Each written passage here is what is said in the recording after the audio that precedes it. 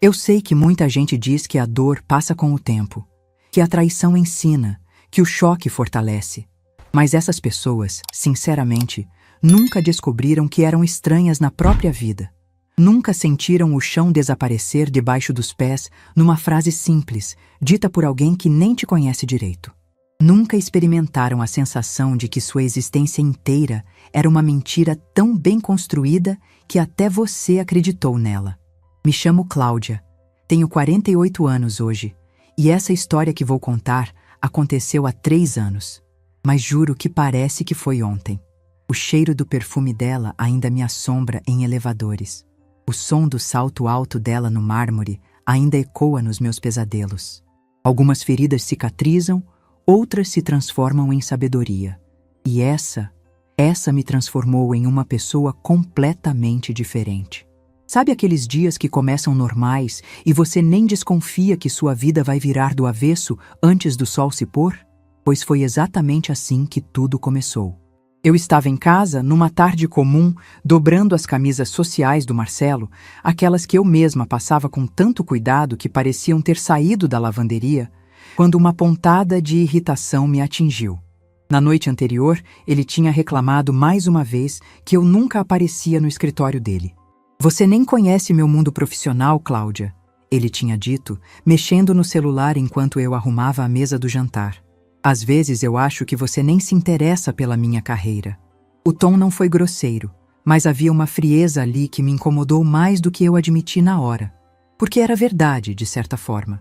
Nos últimos anos, eu havia me afastado completamente do universo corporativo dele. No começo do nosso relacionamento, eu até tentava participar mais. Perguntava sobre os projetos, os clientes, os desafios do dia. Mas aos poucos percebi que ele respondia de forma vaga, sempre mudando de assunto rapidamente. Trabalho é trabalho, amor. Em casa eu quero descansar disso tudo, costumava dizer, com aquele sorriso cansado que eu interpretava como necessidade de acolhimento. E eu, como uma esposa compreensiva, parei de perguntar, parei de demonstrar curiosidade. Deixei que ele tivesse seu espaço profissional completamente separado da nossa vida doméstica. Hoje, eu entendo que isso não foi compreensão da minha parte. Foi negligência. Negligência comigo mesma. Naquela tarde, segurando uma de suas gravatas azul marinho, que custava mais do que eu gastava em roupas num mês inteiro, decidi que faria uma surpresa. Algo espontâneo, romântico. O tipo de gesto que eu costumava fazer nos primeiros anos de casamento, quando ainda acreditava que pequenas demonstrações de carinho eram sempre bem-vindas. Liguei para o restaurante italiano que nós frequentávamos no início do namoro.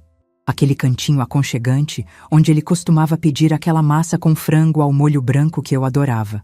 O cheiro do manjericão e do alho refogado na manteiga. A forma como ele sorria quando eu lambuzava o queixo com o molho cremoso. Pedi exatamente o mesmo prato, para 2 pessoas, com aquele vinho tinto que ele sempre elogiava dizendo que tinha notas amadeiradas perfeitas.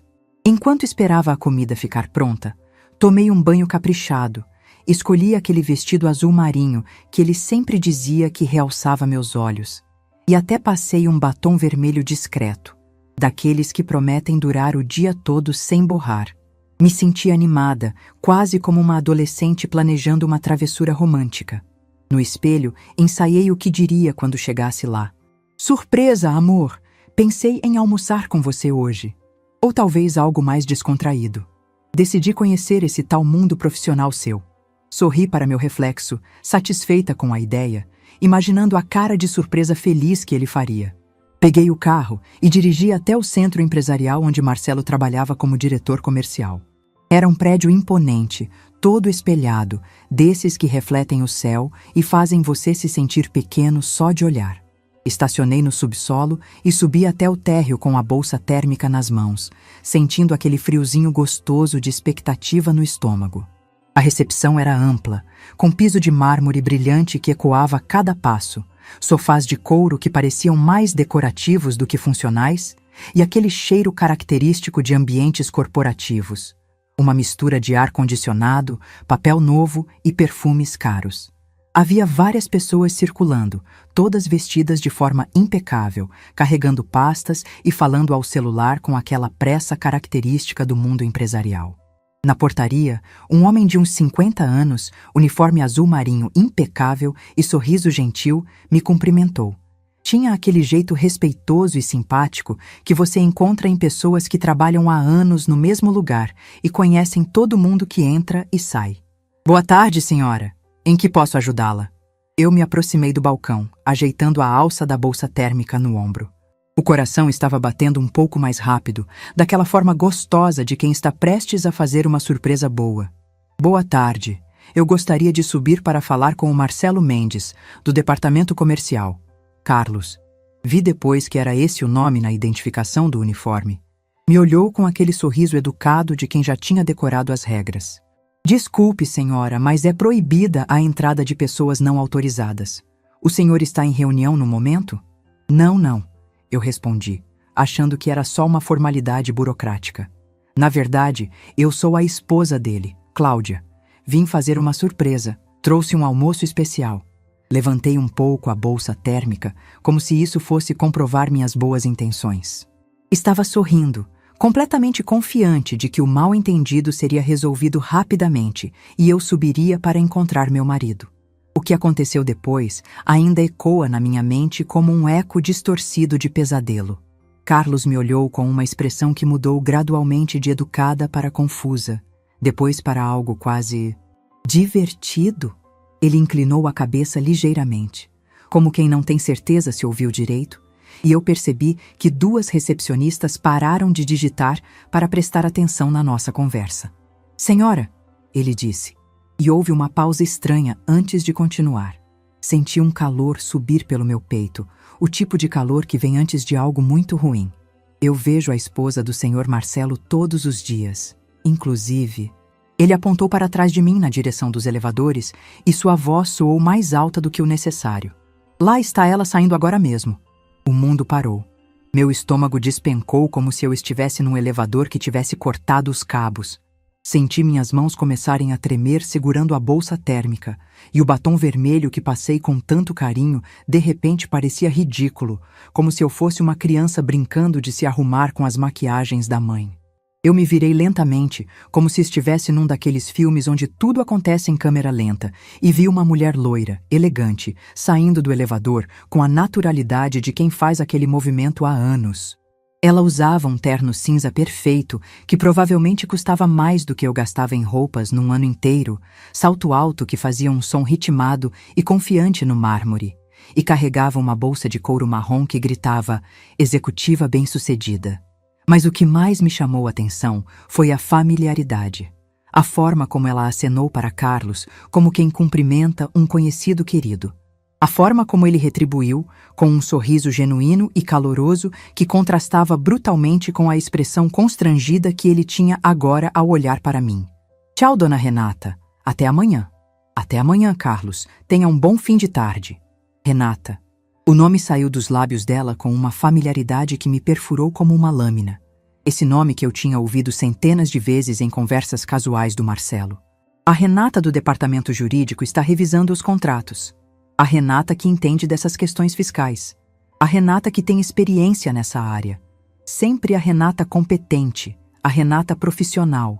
A Renata que entendia do mundo dele de uma forma que eu, aparentemente, nunca entenderia. Nunca imaginei que a Renata fosse isso. Ela passou por mim como uma brisa perfumada. Um perfume caro, amadeirado, que grudou no meu nariz como uma marca queimada na memória. Nem notou minha presença. Eu estava ali, parada feito uma estátua patética, segurando uma bolsa térmica com comida esfriando, vestida para impressionar um homem que, pelo visto, tinha impressões completamente diferentes sobre quem era sua companheira de vida. Senti o olhar das recepcionistas queimando em mim. Uma delas sussurrou algo para a outra, e ambas desviaram o olhar rapidamente quando me viram olhando. Meu rosto começou a queimar como se tivesse sido esbofeteada em público. A humilhação era física, visceral, como se todos no saguão soubessem de uma piada da qual eu era o alvo.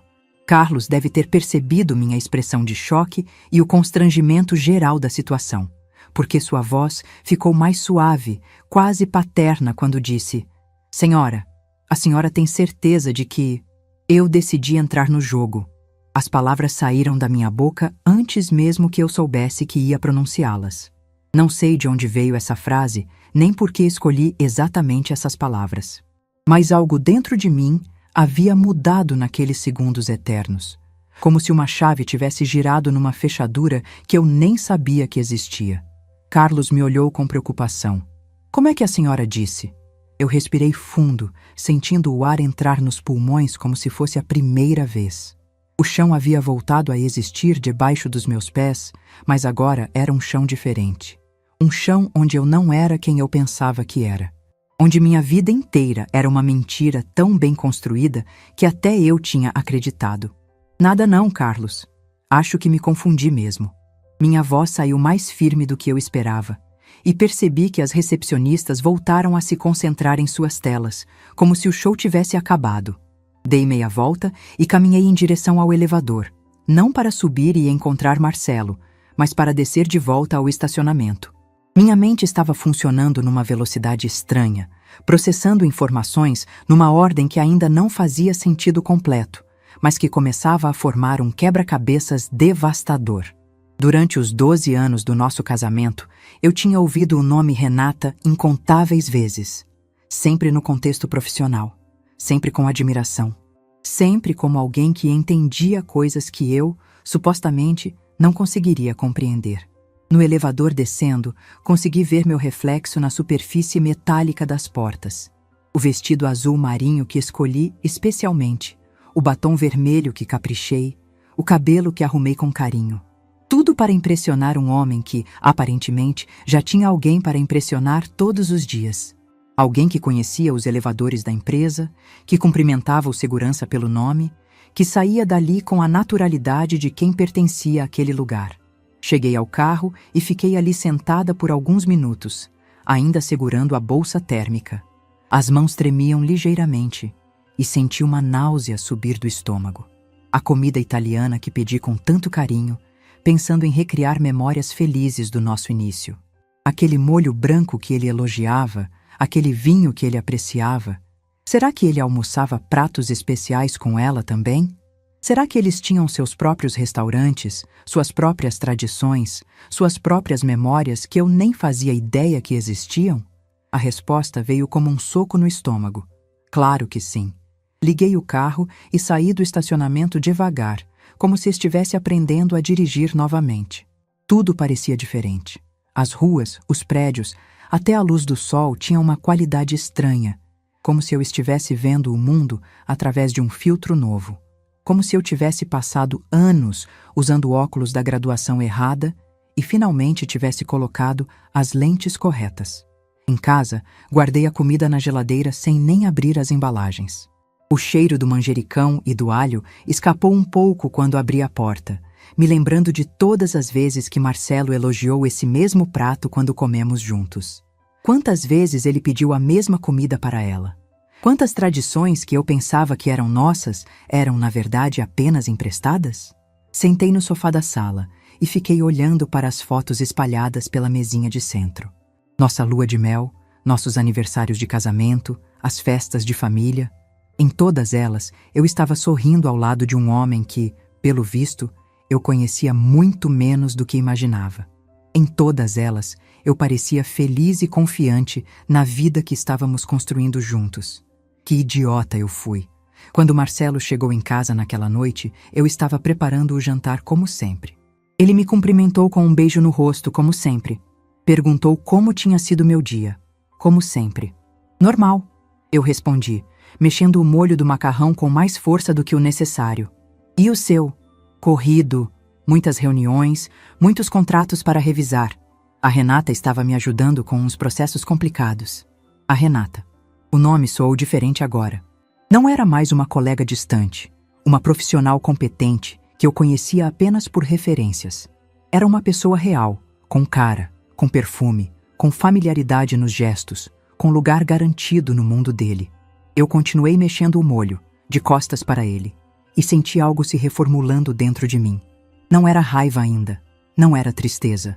Era uma espécie de clareza fria, como quando você resolve um quebra-cabeças difícil e finalmente enxergas a imagem completa.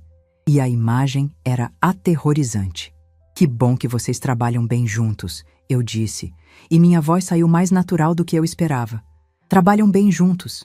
As palavras ecoaram na minha cabeça como uma ironia amarga. Será que era só isso? Só trabalho?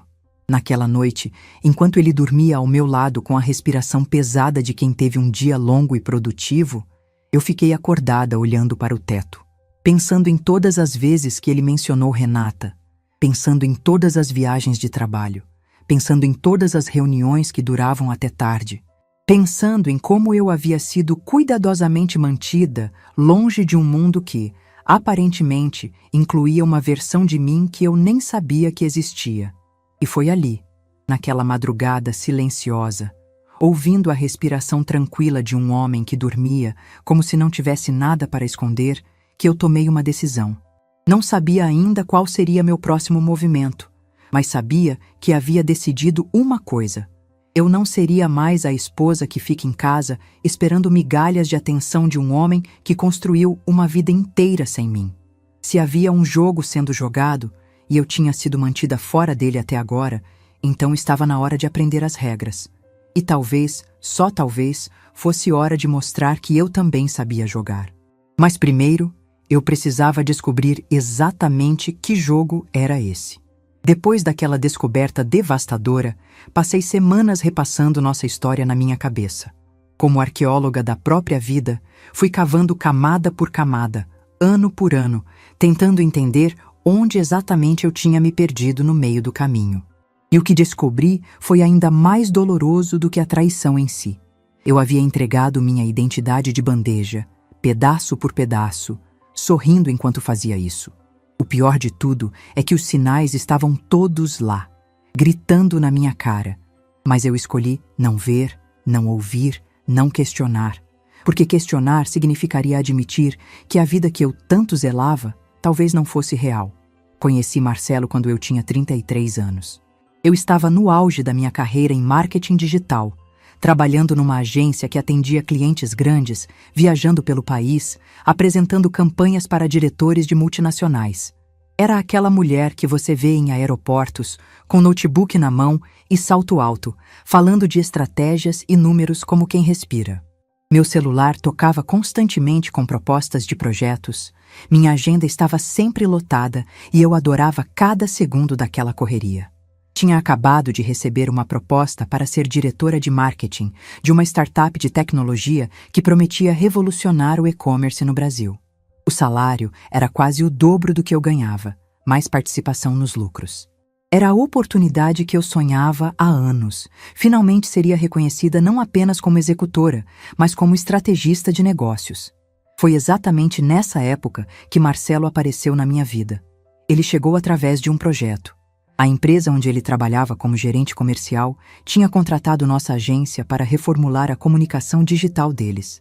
Lembro da primeira reunião como se fosse ontem. Eu estava apresentando a estratégia de redes sociais quando nossos olhares se cruzaram e, juro, senti aquele clássico friozinho na barriga. Marcelo era diferente dos homens que eu costumava conhecer no meio corporativo. Tinha um jeito mais suave, menos agressivo.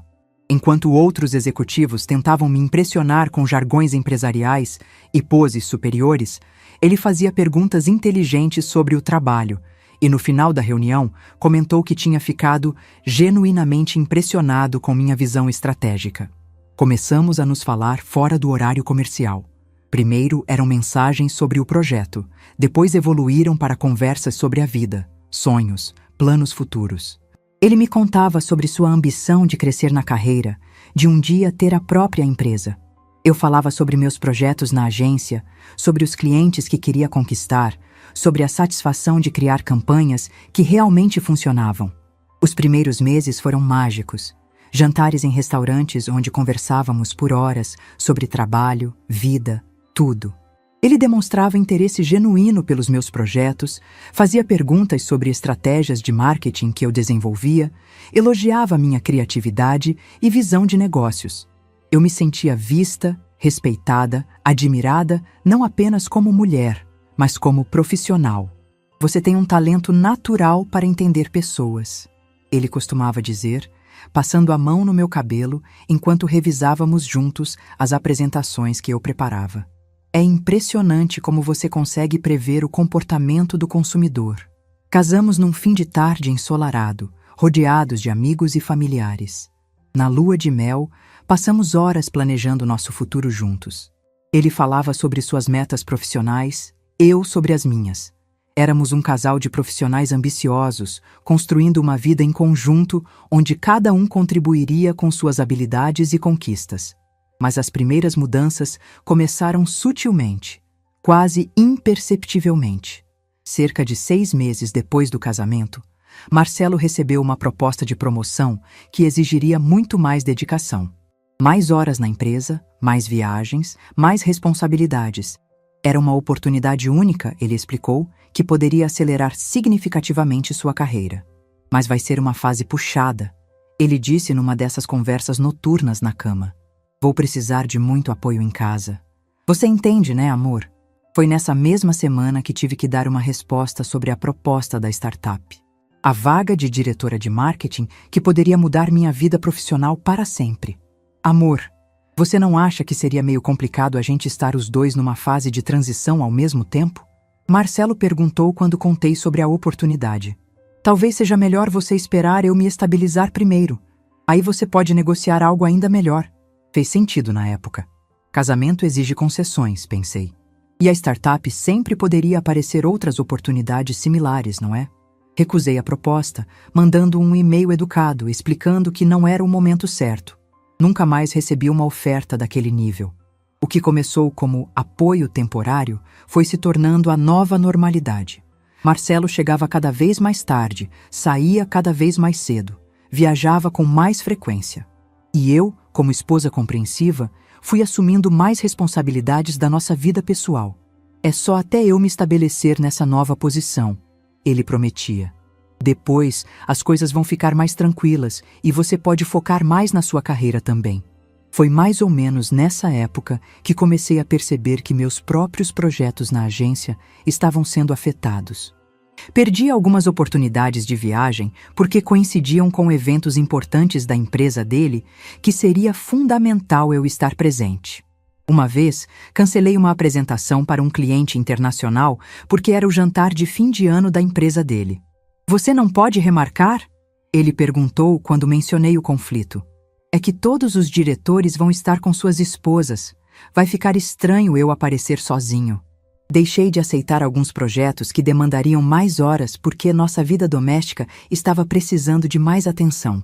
Comecei a recusar trabalhos que envolviam fins de semana, porque Marcelo reclamava que já passávamos pouco tempo juntos durante a semana. Você é incrível, Cláudia, Marcelo dizia quando eu reorganizava minha agenda para acomodar as necessidades dele. Não sei o que faria sem você. Aquilo me soava como reconhecimento, como valorização. Eu interpretava como prova de que éramos realmente uma equipe, que meu sacrifício era visto e apreciado.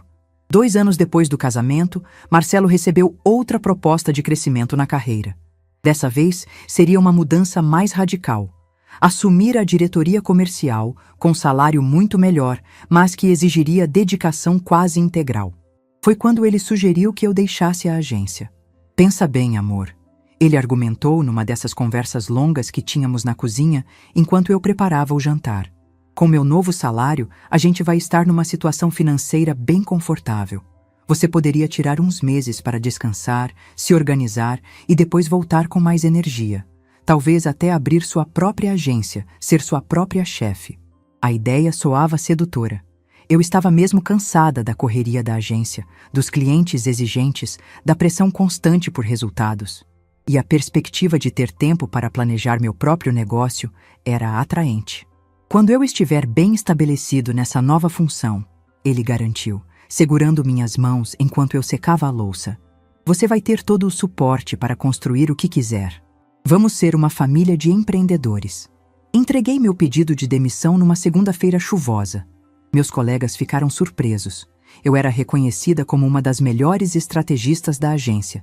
Tinha clientes que pediam especificamente para trabalhar comigo. O diretor criativo até me chamou na sala dele para tentar me convencer a ficar. Cláudia, você tem certeza? Posso melhorar sua proposta salarial, dar mais flexibilidade de horários, ele disse, folheando meu portfólio de campanhas bem-sucedidas. Mas eu expliquei que era uma decisão estratégica, que ia usar esse tempo para me reorganizar e voltar ainda mais forte. Como eu estava enganada.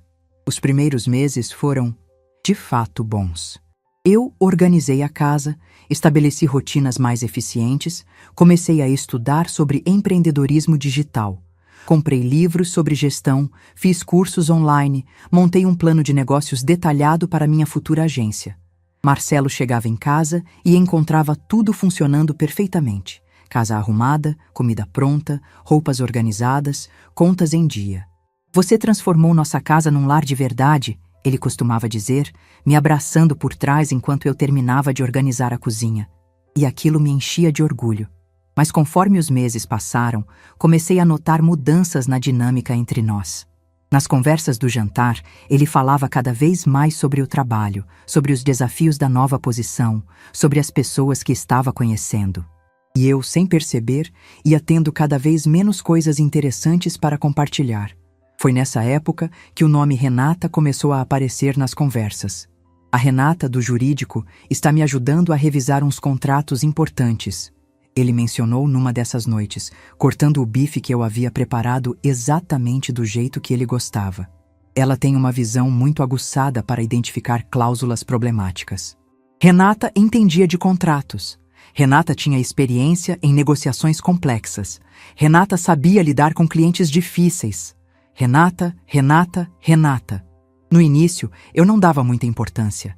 Era natural que ele tivesse colegas competentes. Era bom que estivesse cercado de profissionais qualificados.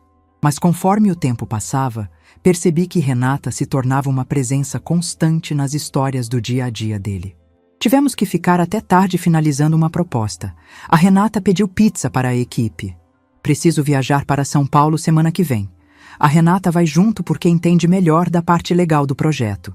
A Renata sugeriu uma abordagem diferente para aquele cliente problemático. Ela tem mesmo um olhar estratégico interessante. Estratégico. A mesma palavra que ele usava para descrever meu trabalho nos primeiros tempos. Eu comecei a notar que, quando ele falava sobre o trabalho, os olhos dele brilhavam de uma forma que eu não via há muito tempo quando conversávamos sobre outros assuntos. Havia uma animação, um entusiasmo, uma energia que contrastava com o jeito mais cansado com que ele chegava em casa. Uma noite, encontrei um cartão de um restaurante caro no bolso do paletó que ele deixou para eu levar na lavanderia. Era um lugar sofisticado, daqueles onde um jantar para 2 pessoas custa mais do que eu gastava no supermercado numa semana. Que lugar bonito, comentei casualmente, mostrando o cartão. Você foi aí? Ah, sim. Fomos comemorar o fechamento daquele contrato grande. Ele respondeu rapidamente, sem levantar os olhos do celular. Quem é fomos? Perguntei, tentando soar apenas curiosa. A equipe toda. O pessoal do jurídico, alguns gerentes. A equipe toda. Mas o cartão estava dobrado, como se tivesse ficado guardado no bolso por um tempo. E havia uma pequena anotação à mão no verso. Obrigada pelo jantar especial. R. R de Renata. Tentei algumas vezes me inserir nessas conversas profissionais. Afinal, eu tinha experiência em marketing, conhecia estratégias empresariais, podia contribuir com insights valiosos, mas percebi que ele respondia de forma vaga, sempre mudando de assunto rapidamente. Trabalho é trabalho, amor. Em casa, eu quero relaxar disso tudo. Foi-se criando uma divisão clara na nossa vida. Havia o mundo profissional dele, do qual eu estava completamente excluída, e havia nossa vida doméstica, que havia se tornado minha responsabilidade quase integral. Os meses de planejamento para abrir minha própria agência foram se esticando. Sempre havia alguma situação na carreira dele que precisava de atenção, algum evento social da empresa que era importante eu estar presente como esposa do diretor, alguma reorganização na nossa rotina que seria melhor resolver primeiro. Assim que eu estiver mais estabilizado nessa posição, ele repetia, você vai ter todo o espaço para focar na sua carreira. Mas a estabilização nunca chegava. Sempre havia um novo projeto, uma nova meta, um novo desafio que exigia total dedicação dele e total suporte meu. Numa dessas viagens dele para Brasília, liguei para o hotel onde ele estava hospedado para desejar boa sorte numa apresentação importante. A recepcionista me transferiu para o quarto, mas quem atendeu foi uma voz feminina. Alô? Desliguei imediatamente, o coração disparando. Quando ele voltou, mencionei casualmente que tinha tentado ligar. Não recebi ligação nenhuma, ele disse, checando o celular. Deve ter dado problema na linha do hotel. Pode ter sido engano da recepcionista, pode ter sido o quarto errado, pode ter sido qualquer coisa. Mas aquela voz feminina ficou ecoando na minha cabeça por semanas. Minha vida social também foi sendo afetada. Meus amigos da agência continuaram suas vidas corridas, e eu fui perdendo o contato gradualmente. Tentei manter algumas amizades, mas percebi que tinha cada vez menos coisas em comum com mulheres que estavam no mercado de trabalho. Meus assuntos se limitavam à vida doméstica e aos relatos das conquistas profissionais do meu marido. Nas festas da empresa dele, eu era apresentada como minha esposa Cláudia.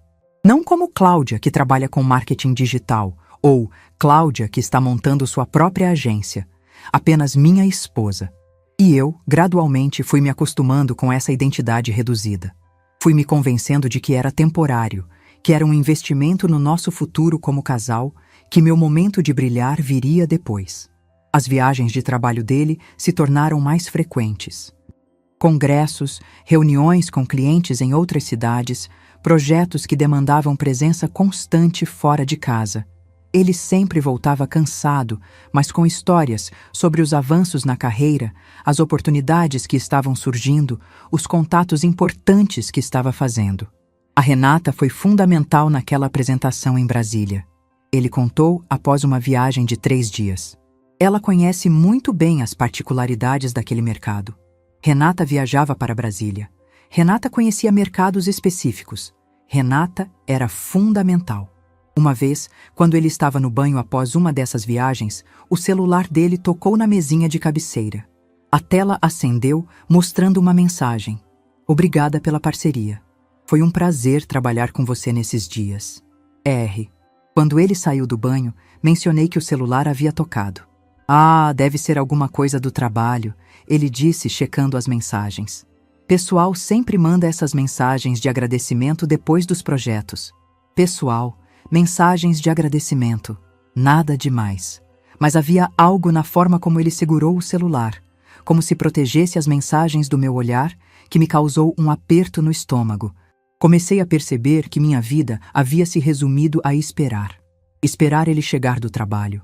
Esperar ele voltar das viagens. Esperar o momento certo para eu retomar minha carreira. Esperar que nossa vida se reorganizasse de forma que eu pudesse voltar a ser protagonista da minha própria história.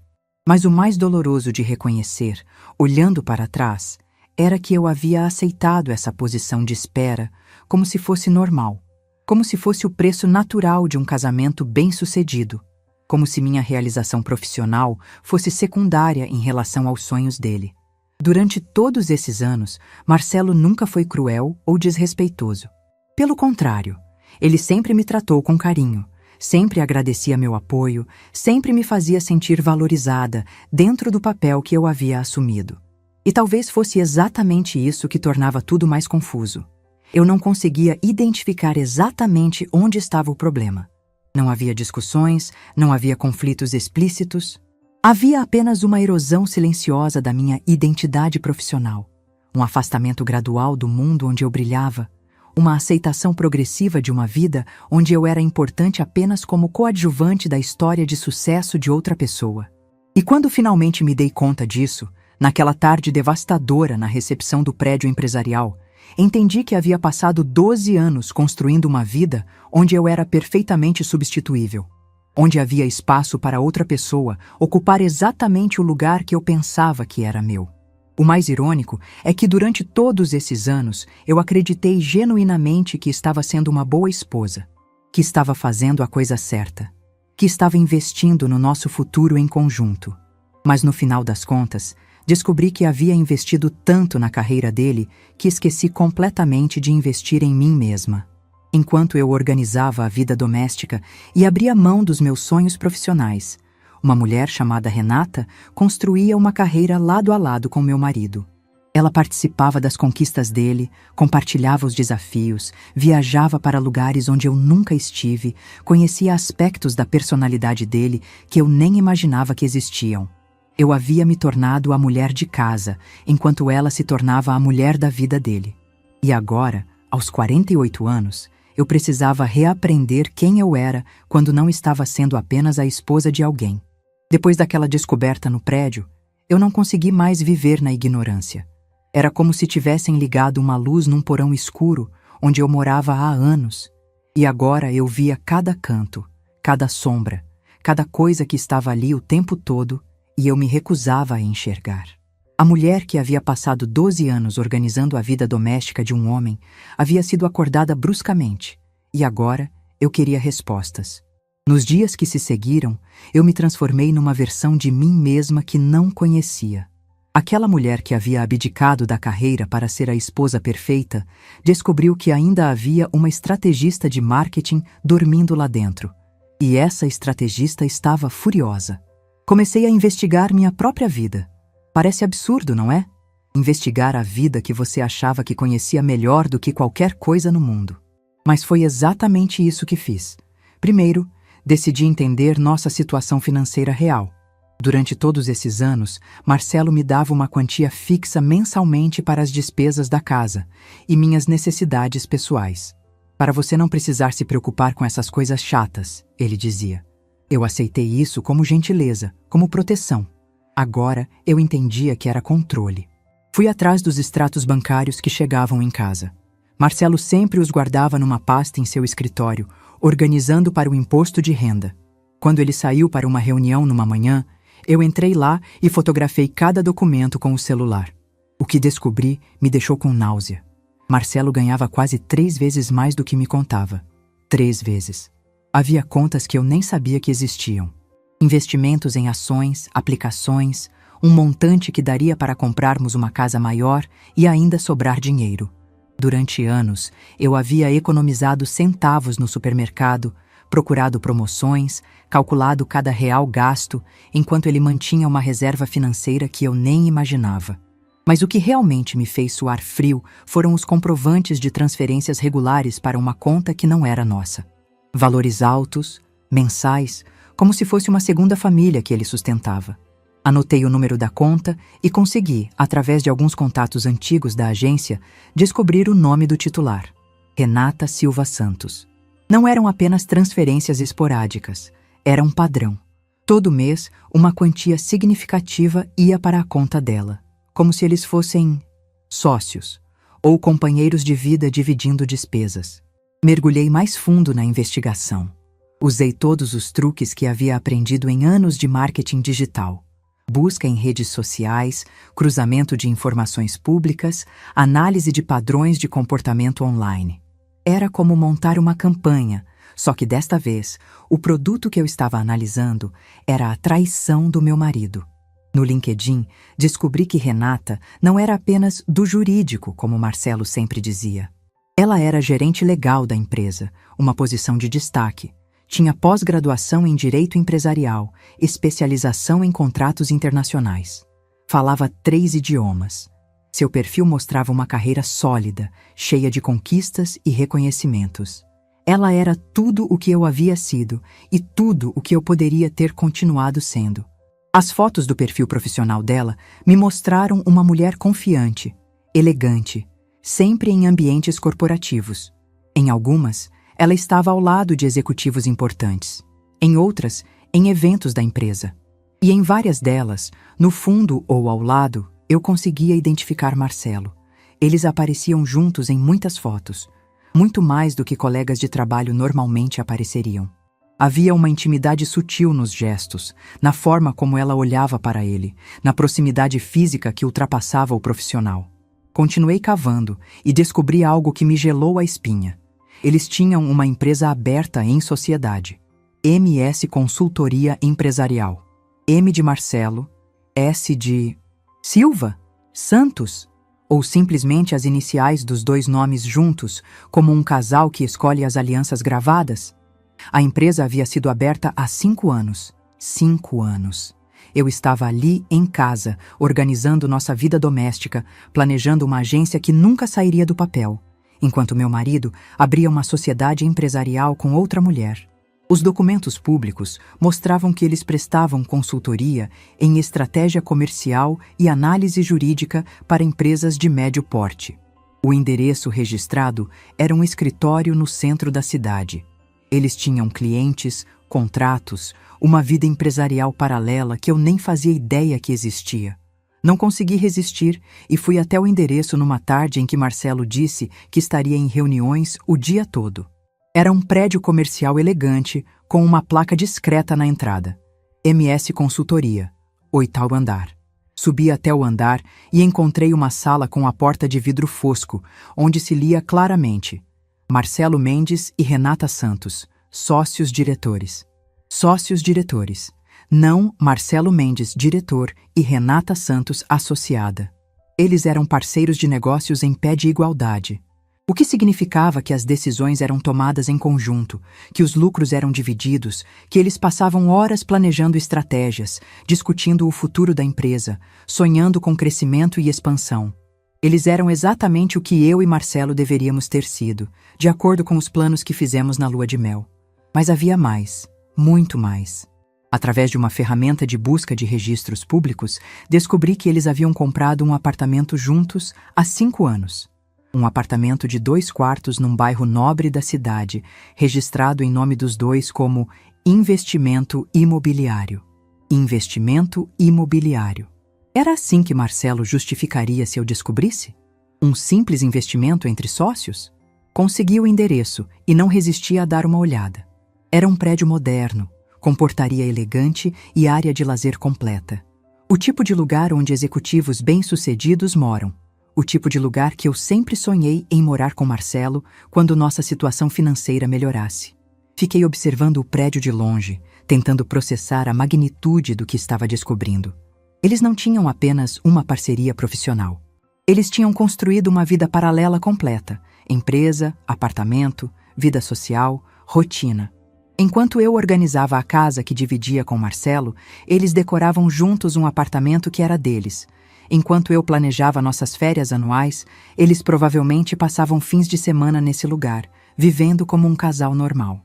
A investigação das redes sociais revelou ainda mais detalhes devastadores. Renata postava fotos de jantares em restaurantes caros, sempre com a equipe. Viagens para congressos, networking importantes. Eventos sociais da empresa, celebrando conquistas. Em todas essas postagens, quando eu olhava com atenção, conseguia identificar Marcelo. Às vezes, apenas uma mão masculina segurando uma taça no canto da foto. Outras vezes, um reflexo no vidro do restaurante. Ele estava sempre lá, mas de forma discreta, como se eles soubessem exatamente como documentar a vida juntos, sem deixar evidências óbvias. Eles tinham desenvolvido uma linguagem própria nas redes sociais. Posts que pareciam inocentes para qualquer pessoa, mas que agora eu conseguia decifrar. Reunião produtiva hoje, postado no mesmo horário por ambos. Finalizando projeto importante, com fotos do mesmo ambiente. Comemorando sucesso em equipe, com hashtags similares. Era como se eles fossem um casal que tinha que esconder o relacionamento publicamente, mas não conseguia resistir a deixar pistas para quem soubesse onde procurar. A descoberta mais dolorosa veio quando encontrei fotos de eventos sociais da empresa dos últimos anos.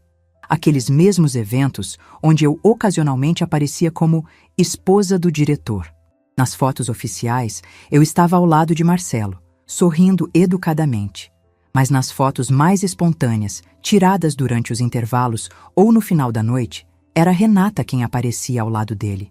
Havia uma foto particularmente devastadora de uma confraternização de fim de ano. Eu lembrava desse evento. Havia saído mais cedo porque estava com dor de cabeça. Na foto, tirada aparentemente depois da minha saída, Marcelo e Renata estavam no centro da pista de dança, ela com a cabeça apoiada no ombro dele, ambos sorrindo de uma forma que eu não via há anos quando dançávamos juntos. Eles não estavam apenas trabalhando juntos. Eles estavam vivendo juntos. Ela participava da vida social dele, dos sucessos profissionais, dos desafios do dia a dia. Ela era a pessoa com quem ele compartilhava as conquistas, com quem planejava o futuro da empresa, com quem sonhava com crescimento e prosperidade. Eu era apenas a mulher que esperava em casa. Chegou um ponto em que eu não conseguia mais fingir normalidade. Os jantares em silêncio, as conversas superficiais, a rotina doméstica que eu mantinha enquanto ele vivia essa vida dupla, tudo isso se tornou insuportável. Numa noite, quando ele chegou em casa falando sobre uma reunião que se estendeu e eu senti o cheiro daquele mesmo perfume amadeirado que havia identificado em Renata, decidi confrontá-lo. Marcelo, precisamos conversar. Ele estava tirando a gravata, com aquele ar cansado de sempre. Claro, amor. Deixa eu só tomar um banho e... Agora. Algo no meu tom deve ter chamado a atenção dele, porque ele parou o que estava fazendo e me olhou. Eu sei da empresa de vocês, sei do apartamento, sei das transferências mensais, sei de tudo. O rosto dele não demonstrou surpresa. Não houve negação indignada, não houve espanto genuíno. Houve apenas uma expressão de cansaço, como se ele soubesse que esse dia chegaria eventualmente. Há quanto tempo você sabe?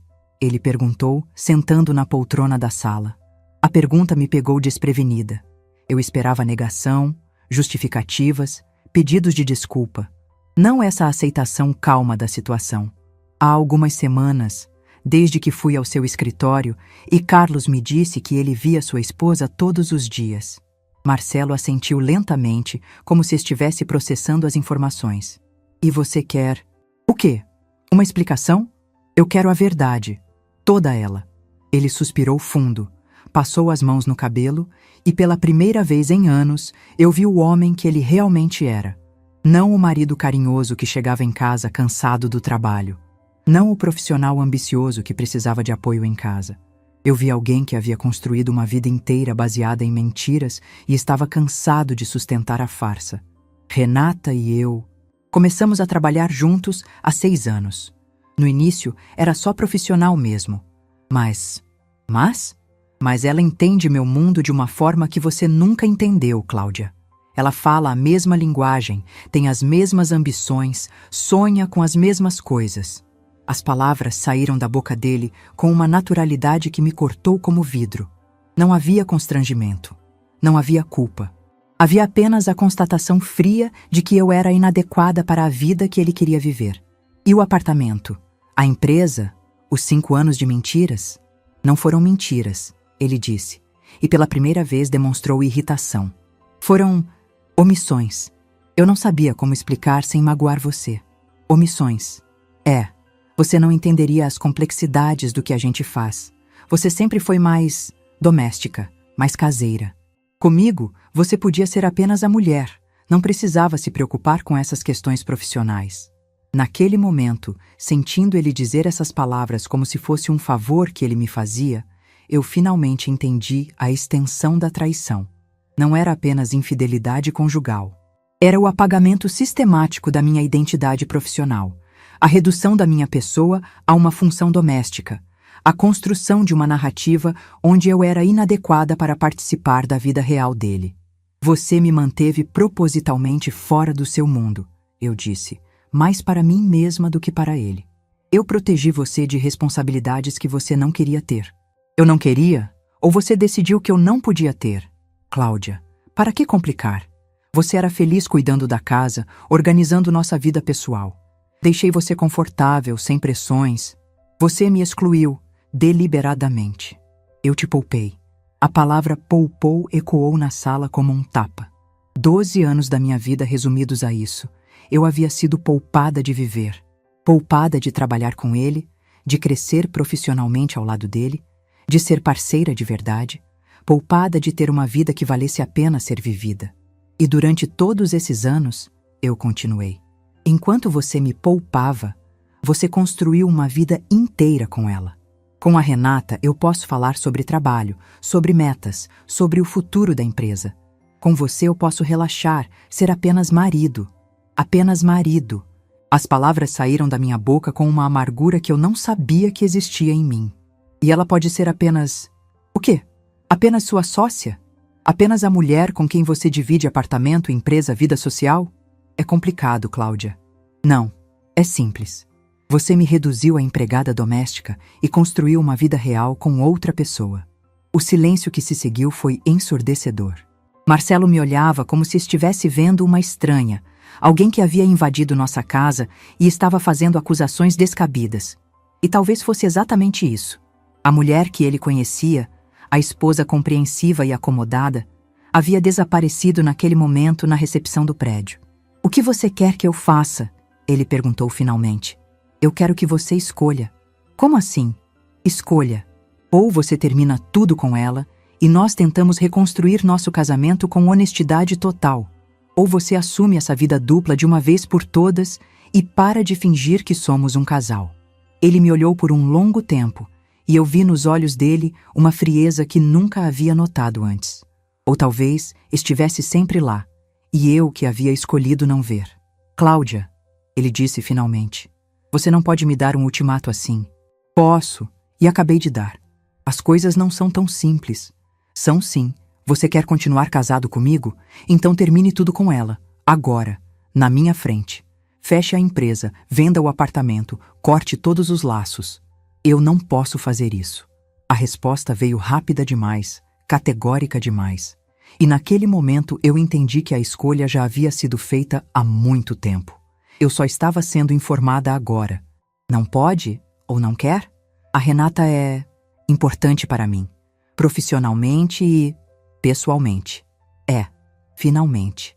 Depois de semanas de investigação, depois de anos de suspeitas ignoradas, depois de uma vida inteira vivendo na sombra de uma mulher que eu nem sabia que existia, eu tinha a confirmação que precisava. Marcelo havia escolhido, e a escolha não era eu. Naquela noite, eu me deitei ao lado de um homem que havia decidido que nossa vida juntos era secundária em relação à vida que ele construíra com outra pessoa. Um homem que me via como a mulher que cuidava da casa, enquanto ele vivenciava suas paixões, seus sonhos e suas ambições com alguém que ele considerava digna de ser sua parceira de verdade.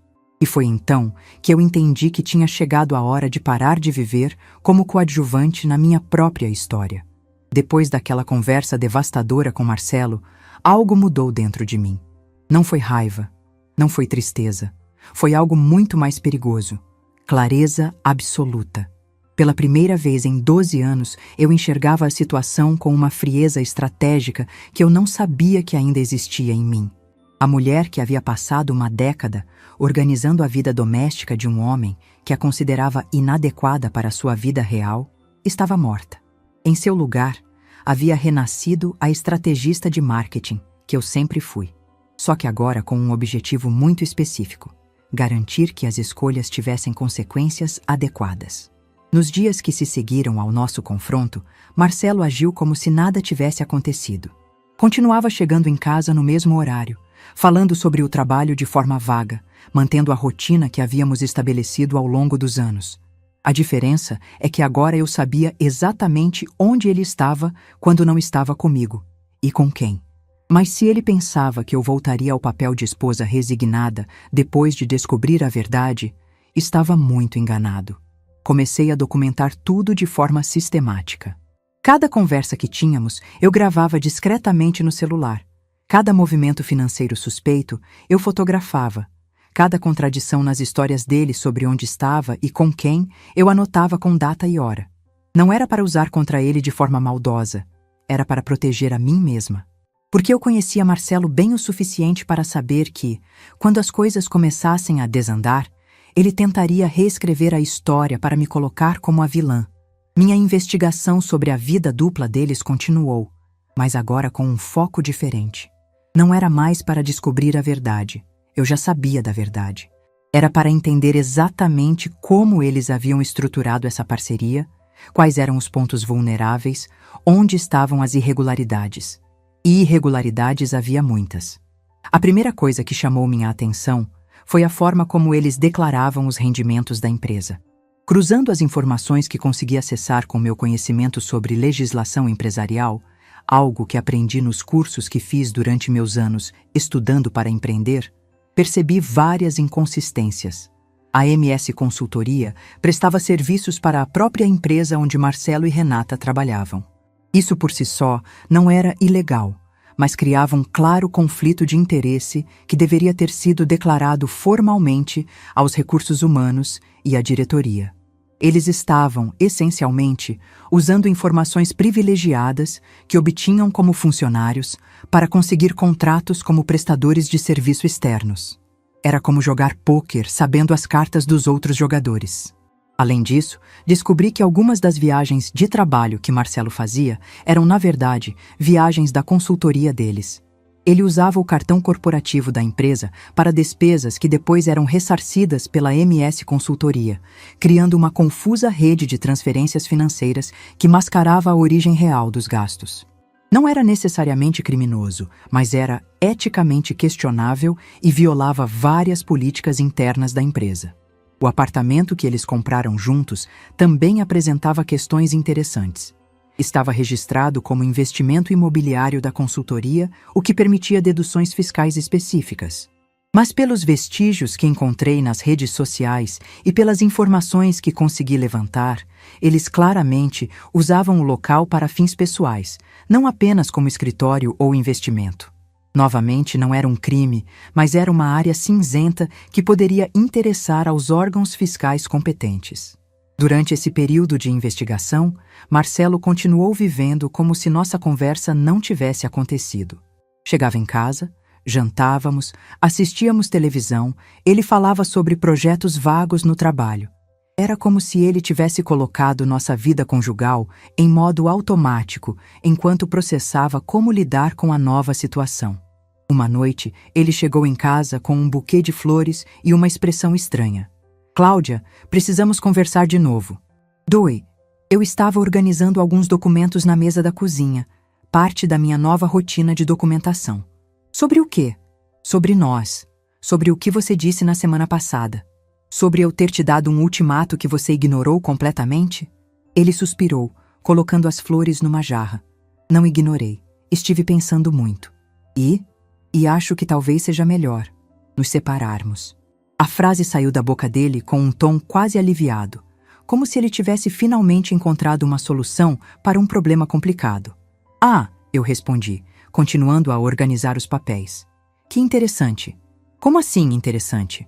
Interessante que você tenha chegado a essa conclusão depois de uma semana vivendo exatamente como sempre viveu.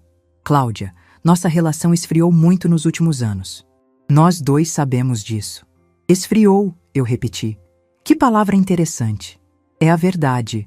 A gente se distanciou. Queremos coisas diferentes da vida. Você quer dizer que você construiu uma vida diferente com outra pessoa e agora quer oficializar isso. Se você quiser colocar dessa forma, eu quero colocar da forma verdadeira. Marcelo se sentou à mesa, com aquela expressão de homem razoável, tentando ter uma conversa civilizada sobre um assunto delicado. Cláudia, eu não quero que isso vire uma briga feia. Nós fomos felizes durante muito tempo. Podemos resolver isso de forma amigável. Amigável, eu disse, fechando a pasta de documentos. Claro. Vamos resolver de forma amigável o fato de você ter mentido para mim durante anos, construído uma empresa secreta, comprado um apartamento com outra mulher e me mantido propositalmente ignorante sobre nossa vida financeira real. Você está sendo dramática. Estou sendo precisa. Ele passou a mão no cabelo, demonstrando irritação pela primeira vez. Tá bom, Cláudia. Você quer que eu seja o vilão da história? Tudo bem. Eu aceito. Vamos nos separar, dividir as coisas de forma justa e cada um segue sua vida. Dividir as coisas de forma justa, eu repeti. Que coisa interessante você dizer isso. Como assim? Como você pretende dividir de forma justa bens que você escondeu de mim?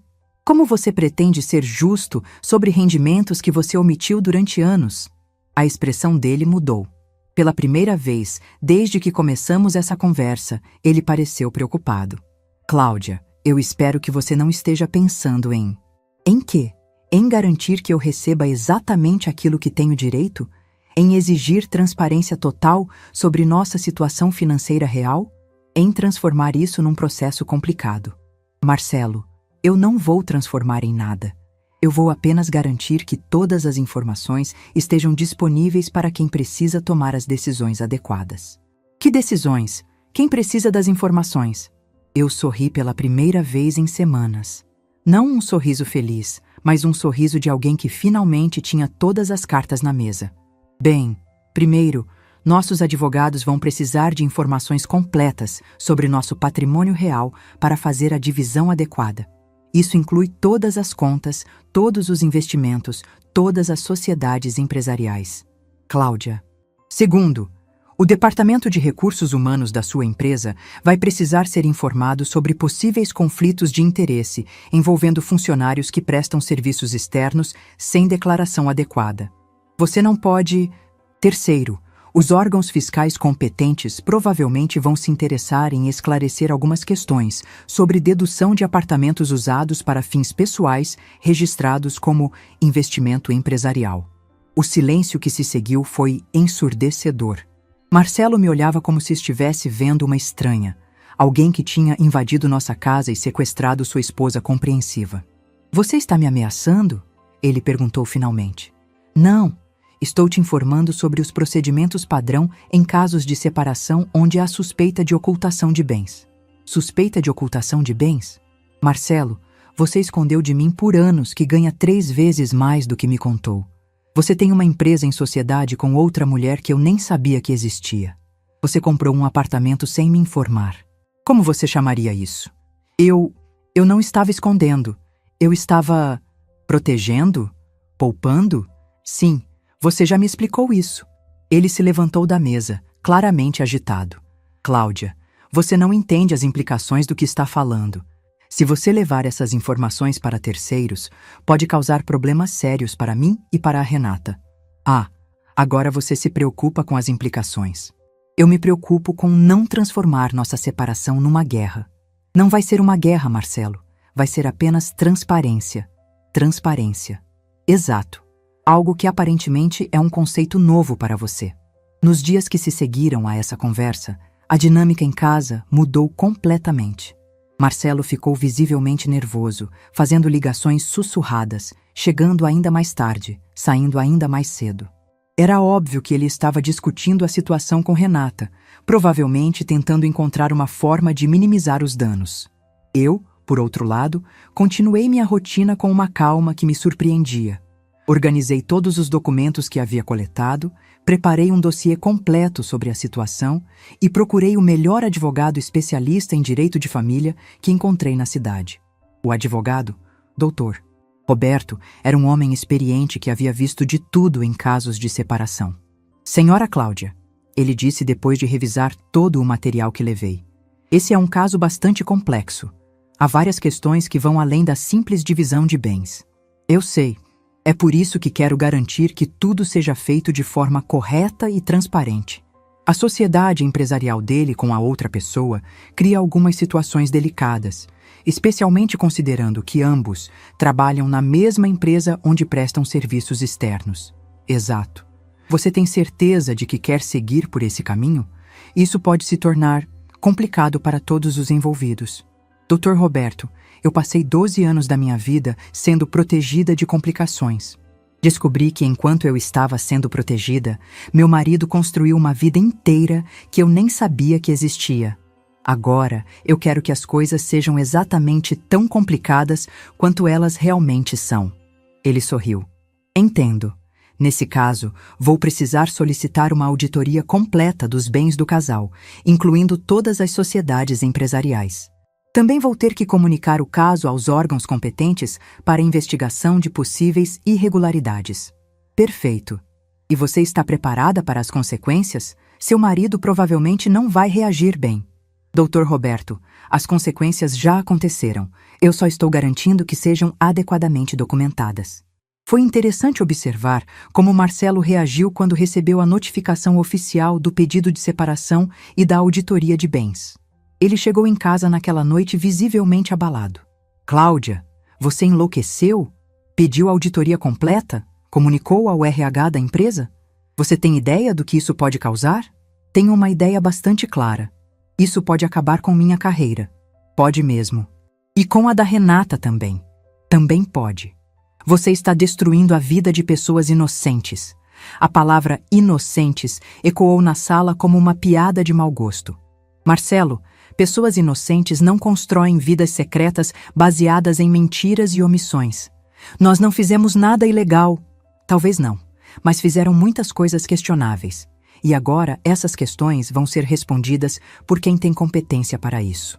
Você está fazendo isso por vingança. Não. Estou fazendo isso por justiça.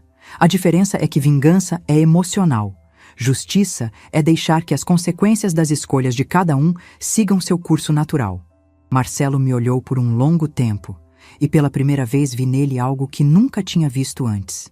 Medo. Não medo de me perder. Não medo de magoar nosso relacionamento. Medo das consequências reais de anos de decisões questionáveis. Cláudia, ainda dá tempo de parar com isso. Podemos resolver tudo de forma privada. Não, não podemos. Por quê? Porque durante anos você resolveu tudo de forma privada, me mantendo de fora das decisões que afetavam minha vida. Agora, as decisões vão ser tomadas de forma transparente, com todas as informações disponíveis. Nos dias seguintes, os efeitos da auditoria e das investigações começaram a aparecer. Marcelo recebia ligações constantes do RH da empresa, que estava investigando os conflitos de interesse. A Receita Federal abriu um processo para esclarecer as questões fiscais relacionadas ao apartamento. A própria empresa onde eles trabalhavam começou uma revisão interna de todos os contratos firmados com a MS Consultoria.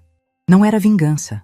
Era simplesmente a vida acontecendo quando as pessoas são obrigadas a prestar contas de suas escolhas. E pela primeira vez em 12 anos, eu não estava protegendo ninguém das consequências de suas próprias decisões. Estava apenas garantindo que a verdade fosse conhecida por quem tinha o direito de conhecê-la. Hoje, 3 anos depois daquela descoberta devastadora no prédio empresarial, eu posso dizer que foi o melhor dia da minha vida adulta. Não porque foi fácil, não porque foi indolor, mas porque foi o dia em que eu parei de viver como coadjuvante na minha própria história. As consequências da auditoria e das investigações foram mais amplas do que eu imaginava. Não foi vingança. Foi simplesmente a vida acontecendo quando as pessoas são obrigadas a prestar contas de suas escolhas. A empresa onde Marcelo e Renata trabalhavam levou muito a sério as questões de conflito de interesse. Descobriram que vários contratos importantes haviam sido direcionados para a MS Consultoria sem o devido processo de concorrência, baseados em informações privilegiadas que eles obtinham como funcionários internos. Não era tecnicamente ilegal, mas violava múltiplas políticas internas sobre ética empresarial. Marcelo foi demitido 3 meses após o início da investigação. Renata conseguiu manter o emprego, mas foi transferida para outro departamento, perdendo a posição de gerente legal e ficando numa função administrativa básica. O clima na empresa ficou insustentável para ambos. A MS Consultoria não sobreviveu ao escrutínio. Com a perda dos contratos principais e a pressão da investigação fiscal, eles fecharam a empresa 6 meses depois. O apartamento que compraram juntos teve que ser vendido para quitar as dívidas fiscais e os problemas legais decorrentes das deduções inadequadas. Não foi o fim do mundo para eles, mas foi certamente o fim do mundo que eles haviam construído baseado em omissões e meias-verdades. Marcelo tentou conseguir outro emprego no mesmo nível, mas descobriu que sua reputação no mercado havia sido abalada. As empresas do setor são menores do que parecem, e todo mundo sabia da situação. Ele acabou aceitando uma posição numa cidade menor, com salário significativamente menor, recomeçando a carreira praticamente do zero. Renata também se mudou, conseguindo um emprego numa empresa de advocacia em outro estado. Pelo que soube através de conhecidos em comum, eles tentaram manter o relacionamento à distância por alguns meses, mas a pressão e as circunstâncias acabaram desgastando a parceria. Irônico, não é? A grande paixão que justificava destruir um casamento de 12 anos não resistiu aos primeiros obstáculos reais. Para mim, o processo de separação foi mais tranquilo do que eu esperava. Com toda a documentação que eu havia coletado e a auditoria oficial dos bens, ficou claro exatamente qual era a nossa situação financeira real. Recebi minha parte justa, que foi bem maior do que eu imaginava, considerando os rendimentos que Marcelo havia omitido durante anos. Mas o mais importante não foi o dinheiro. Foi a sensação de finalmente ter controle sobre minha própria vida. Nos primeiros meses após a separação, confesso que foi difícil. Não pela saudade de Marcelo. Essa havia morrido no momento em que ele disse que Renata entendia o mundo dele de uma forma que eu nunca entenderia. Foi difícil porque eu precisava redescobrir quem eu era quando não estava sendo apenas a esposa de alguém. Passei quase 10 anos fora do mercado de trabalho. A área de marketing digital havia evoluído enormemente. Novas plataformas, novas estratégias, novas ferramentas. Eu me sentia como alguém que havia dormido por uma década e acordado num mundo diferente. Mas sabe o que descobri? Aquela essência estratégica que me tornou boa no marketing digital nunca havia desaparecido. Ela apenas estava adormecida, esperando o momento certo para ressurgir. Usei parte do dinheiro da separação para fazer cursos intensivos de atualização.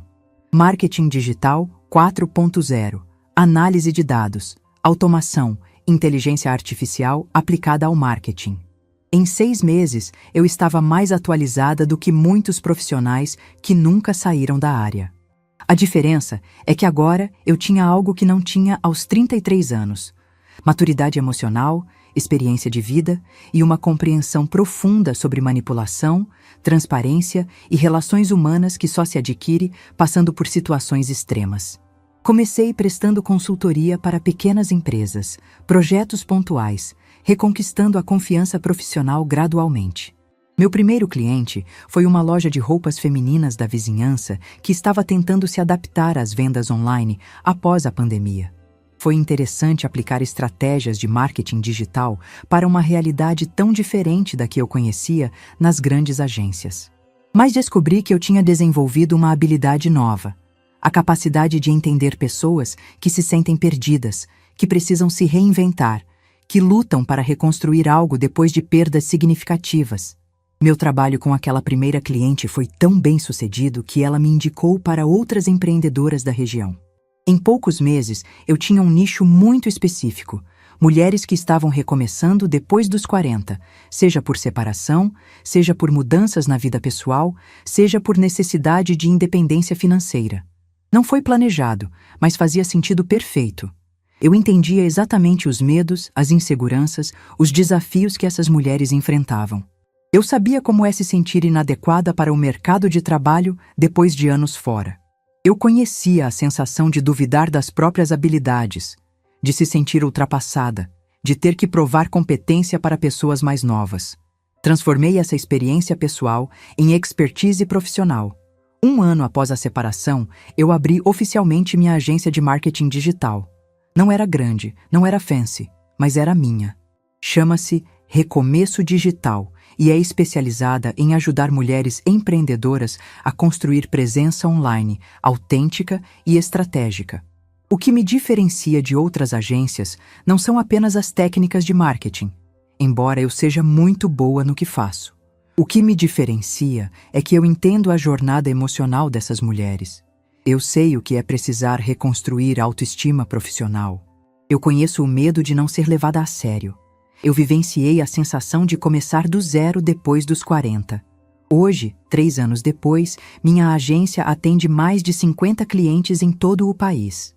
Tenho uma equipe pequena, mas competente, um escritório próprio e uma renda que é 3 vezes maior do que qualquer salário que ganhei antes do casamento. Mas o mais importante, eu acordo todos os dias empolgada com os projetos que estou desenvolvendo. Eu me sinto útil, realizada, desafiada intelectualmente. Eu tenho conversas estimulantes sobre estratégias, crescimento, inovação. Eu viajo para congressos, dou palestras sobre recomeço profissional, sou convidada para podcasts sobre empreendedorismo feminino. Eu voltei a ser protagonista da minha própria vida. Não vou romantizar e dizer que foi fácil. Houve noites de insônia, momentos de dúvida, dias em que eu questionava se havia tomado a decisão certa. Houve um período em que me senti sozinha, assustada com a responsabilidade de construir uma vida inteira do zero. Mas também houve momentos de descoberta maravilhosos. Como na primeira vez que uma cliente me agradeceu porque meu trabalho havia permitido que ela alcançasse independência financeira após uma separação difícil. Ou quando recebi um prêmio de inovação em marketing digital numa categoria competitiva com profissionais muito mais jovens. ou quando percebi que estava ganhando mais dinheiro em 6 meses do que ganhava em anos inteiros sendo a esposa do diretor. Aprendi coisas sobre mim mesma que nunca teria descoberto se continuasse na vida acomodada que levava com Marcelo. Descobri que sou muito mais resiliente do que imaginava, que tenho capacidade de liderança, que posso tomar decisões complexas sob pressão, que consigo recomeçar completamente aos 45 anos e ainda assim alcançar sucesso profissional. Mais importante, aprendi a diferença entre ser amada e ser respeitada. Durante anos, eu confundia as duas coisas. Achava que Marcelo me amava porque era carinhoso, porque me protegia de responsabilidades desnecessárias, porque me permitia viver sem pressões profissionais. Mas amor sem respeito não é amor, é condescendência. É tratamento paternalista disfarçado de carinho. Verdadeiro amor inclui respeito pela capacidade da outra pessoa. Inclui admiração pelas habilidades, pelos sonhos, pelo potencial. Inclui a vontade de ver a pessoa crescer, se desafiar, alcançar seus objetivos individuais. Marcelo nunca me amou dessa forma. Ele gostava da ideia de ter uma esposa que organizasse sua vida doméstica enquanto ele vivia suas paixões reais com outra pessoa. Ele apreciava ter alguém que não o desafiasse intelectualmente, que não competisse com ele profissionalmente, que se contentasse com um papel secundário. Hoje eu entendo que isso não era amor, era conveniência. E eu mereço mais do que conveniência. Não estou em nenhum relacionamento sério atualmente, e está tudo bem. Pela primeira vez na vida adulta, eu me sinto completa como indivíduo. Não estou procurando alguém para me completar ou para me dar propósito. Estou aberta a encontrar alguém para compartilhar uma vida que já é plena e interessante. Quando isso acontecer, se acontecer, será com alguém que me veja como parceira, não como coadjuvante. Alguém que admire minha inteligência, não que se sinta ameaçado por ela. Alguém que queira construir algo junto comigo, não que me use para sustentar algo que ele está construindo com outra pessoa. Recentemente, encontrei Carlos, o segurança que mudou minha vida com uma frase simples naquela tarde. Ele ainda trabalha no mesmo prédio, mas agora eu vou lá como empresária, visitando clientes que têm escritórios no edifício. Dona Cláudia, ele disse quando me viu. Como a senhora está? Soube que a senhora abriu uma empresa. Estou muito bem, Carlos, e obrigada. Obrigada por quê? Por ter me mostrado a verdade naquele dia. Mesmo sem saber, você mudou minha vida. Ele sorriu um pouco constrangido. Eu só disse o que vi, Dona Cláudia. Exato. Às vezes é tudo o que precisamos. Alguém que diga o que vê, sem filtros, sem proteção, sem tentar nos poupar da realidade. Hoje, quando olho para trás, sou grata por aquela descoberta dolorosa. Sou grata por ter descoberto que era a outra na minha própria vida, porque isso me deu a oportunidade de me tornar a protagonista. Se Marcelo não tivesse me mantido na ignorância sobre sua vida dupla, eu provavelmente continuaria vivendo como esposa acomodada, organizando a vida doméstica de um homem que me considerava inadequada para sua vida real. Continuaria acreditando que estava sendo amada quando estava apenas sendo tolerada. A traição dele foi o presente que eu não sabia que precisava. Não estou defendendo a traição, obviamente. Estou defendendo a ideia de que, às vezes, as piores coisas que acontecem conosco são exatamente o que precisamos para descobrir quem realmente somos e do que somos capazes. Para as mulheres que estão assistindo isso e se reconhecendo na minha história, eu quero dizer uma coisa. Vocês são muito mais fortes e capazes do que qualquer pessoa que as mantenha em papéis secundários quer que acreditem. Se alguém está fazendo vocês se sentirem inadequadas para participar de decisões importantes da própria vida, essa pessoa não está protegendo vocês, está controlando vocês. Se alguém diz que vocês não entenderiam questões complexas, essa pessoa não está sendo gentil, está sendo condescendente. Se alguém mantém vocês longe de informações sobre sua própria vida, financeira, profissional, social, essa pessoa não está poupando vocês de responsabilidades. Está mantendo vocês dependentes. Verdadeiro amor inclui respeito, admiração, parceria de igual para igual. Inclui transparência total. Inclui o desejo genuíno de ver vocês crescerem e alcançarem seu potencial máximo. Qualquer coisa menor que isso não é amor. É apenas alguém que se beneficia de manter vocês em posição secundária. E vocês merecem muito mais.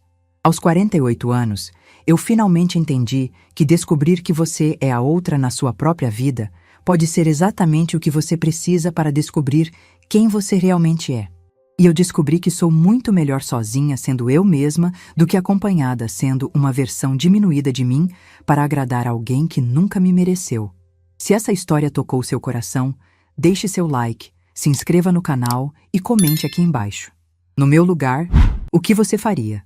Sua mensagem pode iluminar o dia de alguém.